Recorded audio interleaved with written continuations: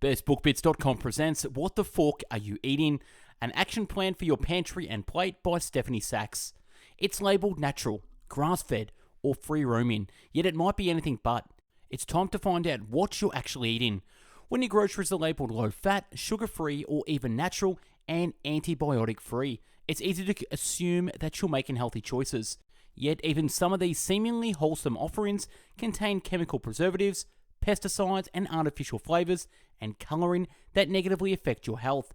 In What the Fork Are You Eating? A practical guide written by certified chef and nutritionist Stefanie Sachs, MS, CNS, CDN. We learn exactly what the most offensive ingredients in our food are and how we can remove or at least minimise them in our diets. Sachs gives us an aisle-by-aisle rundown of how to shop for healthier items and create simple, nutritious and delicious meals, including 50 original recipes. The written and audio summary can be found on our website, bestbookbits.com. So without further ado, I bring the book summary of What the Fork Are You Eating? Book summary. What's in it for me?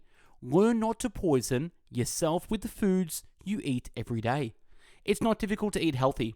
You know you're not supposed to eat tons of hamburgers or greasy fries. Instead, your plate should be piled with plenty of green vegetables and low-fat foods. Simple, right? Well, of course not. For one, choosing to consume lots of so-called healthy foods may mean you're gobbling tons of nasty additives or unhealthy ingredients. Do you know where and how fresh that carrot you just nibbled was grown? Did the farmer use pesticides, for example? To truly eat healthy, you need to get to the heart of the food industry's attempts to hide what they put on or in the food you eat. This book summary explains what to look for on packaging and ingredients list to ensure you eat only what nature intended. In the book summary, you will also discover which animal waste products taste like vanilla, why some of the worst additives are government approved, and what a food diary can tell you about yourself. Summary Part 1. Government regulations against dangerous food additives have been historically ineffective. When you shop at your local grocery store, are you worried you might buy something that could be dangerously unhealthy? After all, the government maintains regulations to protect consumers. But just how effective are those regulations? Not very. Food safety in the United States has a bad track record, with regulations that have been historically careless when it comes to keeping dangerous foods off our collective plates. In 1914, for example, the government amended the Pure Food and Drug Act, making it illegal to mislabel food that contains dangerous additives or colorants. Yet this act went largely unenforced. Thus, a product like bread spread, a strawberry jam substitute that contained coal tar and no natural strawberries, remained on store shelves.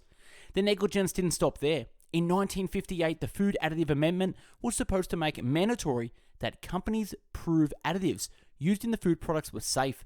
Although the law seemed straightforward, companies nonetheless found a loophole. The law only applied to new additives. Additives already used in the market, such as monosodium glutamate, MSG, were classified as GRAS, or generally recognized as safe, even though companies didn't have to provide any evidence to support this claim. Some people suffer from an ailment called monosodium glutamate symptom complex, a reaction to foods with MSG, which can include chest pain, headache, nausea, and difficulty breathing. While there is plenty of scientific data to question the safety of MSG in food, it isn't enough to change the additive's GRAS classification. So it pays to think twice about whether the government food regulations keep you safe. A better strategy is to be aware of the ingredients that could be harmful to you. Let's learn how you can do this. Summary Part 2. Many additives come in the form of flavors and colors. The first step to eating healthier is knowing which foods are safe and which additives you should avoid. Let's start by looking at two of the most dangerous artificial flavorings and colors. There are two types of flavorings, natural flavors and artificial flavors. You might be surprised to learn that both come from a laboratory.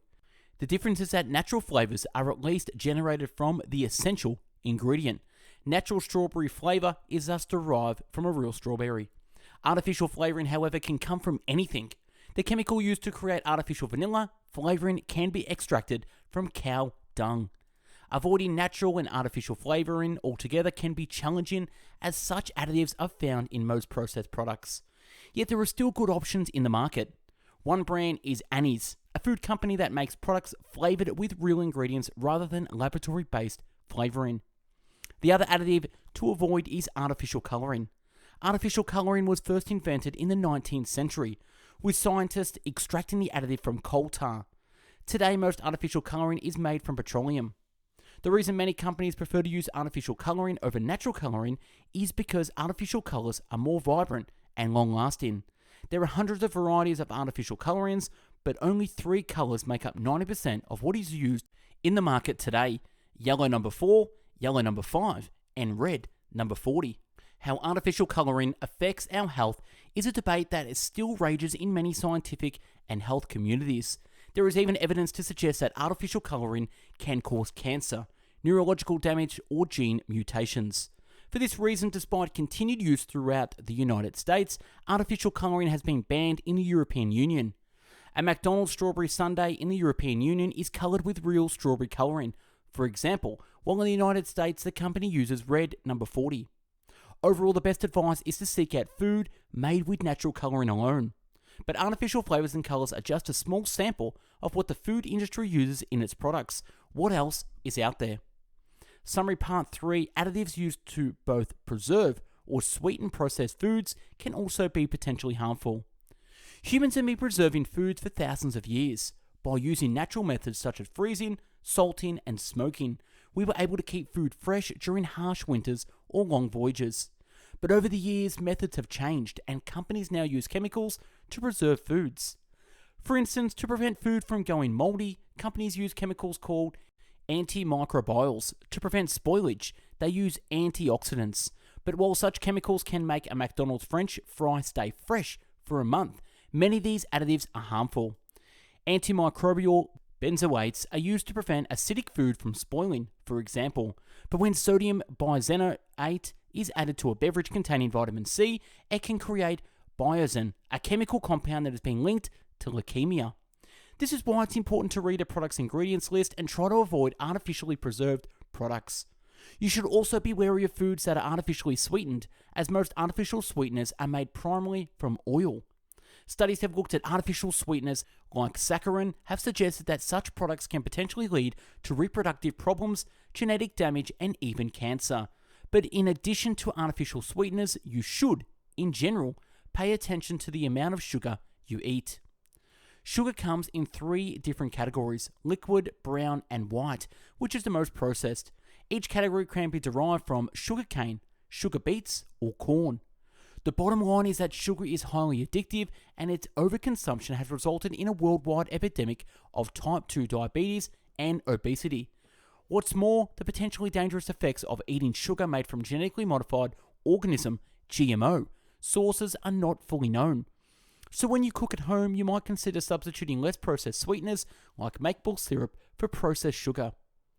What we've learned in the past book summary has addressed the direct additives or ingredients added directly to your food. In the next book summary, you'll learn concerns over indirect additives. Summary Part 4: Many farms use dangerous additives like pesticides or hormones to boost production and profits. Chances are you probably don't want to eat something that can also kill an insect. Or how about consuming some antibiotics with your lunch? If you're not careful, this is exactly what you're doing. Most vegetables while growing are treated with pesticides. Such chemicals kill unwanted pests, but also tend to remain on and in the vegetables you buy, then eat. In the United States alone, some 5.1 billion pounds of pesticides are used on crops each year. While these chemicals have been tested as safe, it's the people who produce the pesticides who often do the testing. What do you think? Would an interest in profits outweigh a company's interest in health? In 2011, for example, green beans used for baby food tested positive for a toxic pesticide considered too dangerous even for use in the home gardening.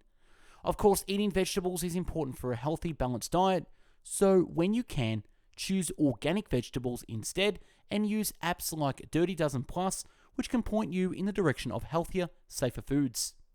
When eating meat, it's important to consider the antibiotics and hormones some farmers give the animals they raise. Many farms put profits before the welfare of animals and feed livestock hormones and antibiotics so they grow bigger and stronger more quickly. While the use of hormones has become a fact in the meat industry, it is also being linked to causing premature puberty in girls, an increased risk of breast cancer in women, and a lower sperm count in men. To avoid eating antibiotics and hormones along with your steak, you have two options: forgo the steak altogether to become vegetarian, or ensure that the meat you eat is certified organic, which allows you more insight into how the animal was raised and what it was fed. Sadly, most people do better research when buying a car than buying food. Let's explore how you can become more knowledgeable overall about what you put on your plate. Summary Part 5. Be wary about claims on product packaging. Most stretch the truth or intentionally mislead. When you shop for food, how do you choose which products to buy?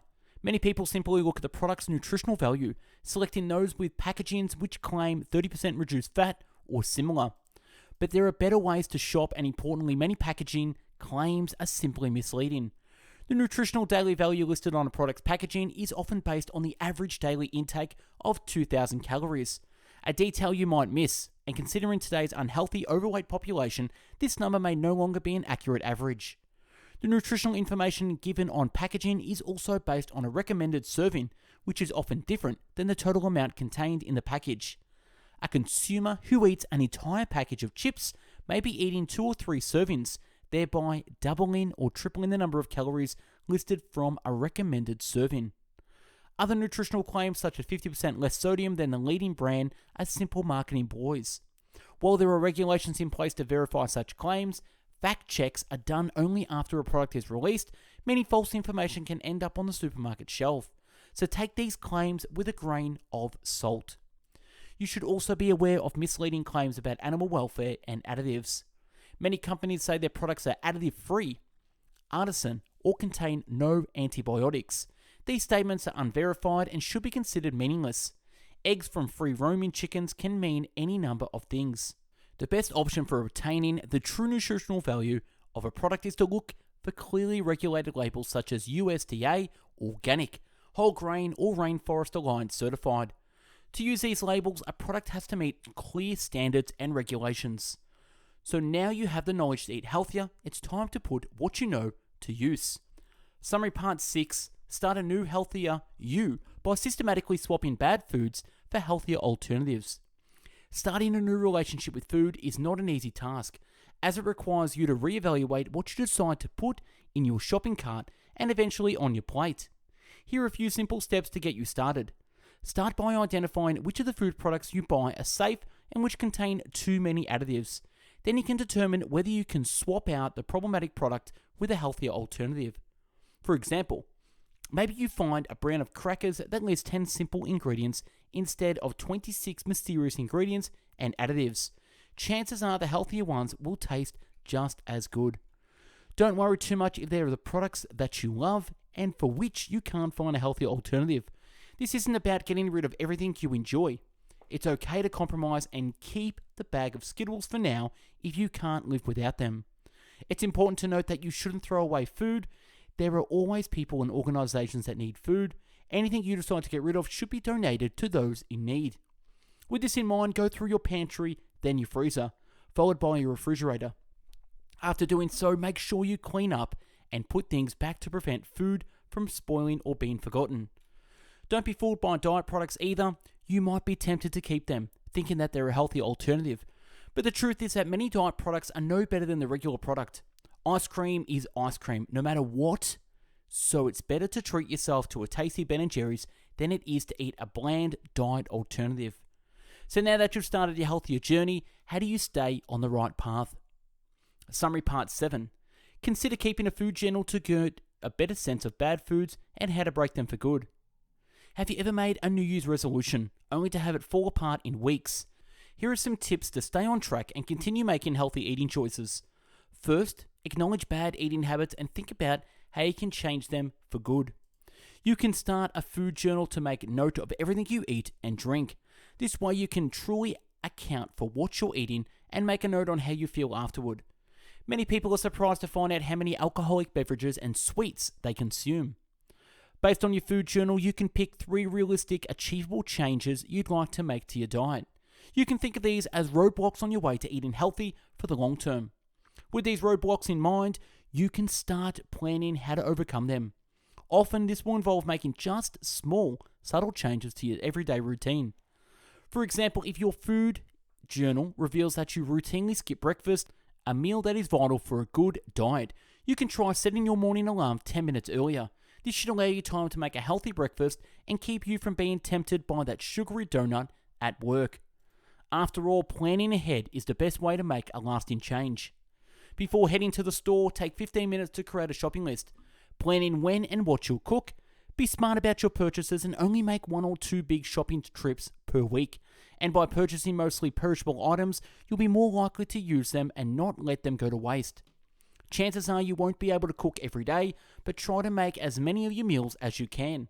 For other days, try to plan ahead and have quick staple dishes ready for balanced meals like turkey meatballs and a simple green salad. And it's fine if there are nights when a pepperoni pizza hits the spot. Don't worry, enjoy it. In review, What the Fork Are You Eating? Book summary. The key messages in this book. It's not difficult or expensive to nourish yourself in a healthy manner, but you need to know what's in the food you're eating to understand what you have to change and how to change it. With this knowledge, you can outline a plan to improve your eating habits with minor yet important adjustments. Actionable advice. Eat a healthy breakfast. Before you skip another breakfast, stop to realize the consequences. Without breakfast, you will continue to make more and more unhealthy food choices throughout the day. Rethink your pantry. Take the chance to restock your pantry with better food choices. Don't just look at the package and ask, what are these ingredients? Choose instead a healthy product with fewer additives and artificial flavors. And that's a wrap on the book summary of What the Fork Are You Eating? By Stefanie Stacks. Check out our YouTube channel with over 500 video book summaries uploaded previously. Subscribe, like the video, and comment on what you think. If there's a book you want us to do a summary on, comment in the comments below. Check out our website with over 500 written and audio book summaries to read at your pleasure and download in the PDF in categories from biographies, business and marketing, habits, health, leadership, money, personal development, philosophy, psychology, real estate, relationships, sales, spirituality, success, time management, and travel. If you're into the audio version, check out mixcloud.com/bestbookbits for 500 audiobook summaries to listen to at your pleasure. Follow us on Instagram for daily motivational quotes and book summaries. Thanks for watching and listening. Hope you got something from this. Go out there, have a great day, and get your diet under control. Take care. Bye-bye now.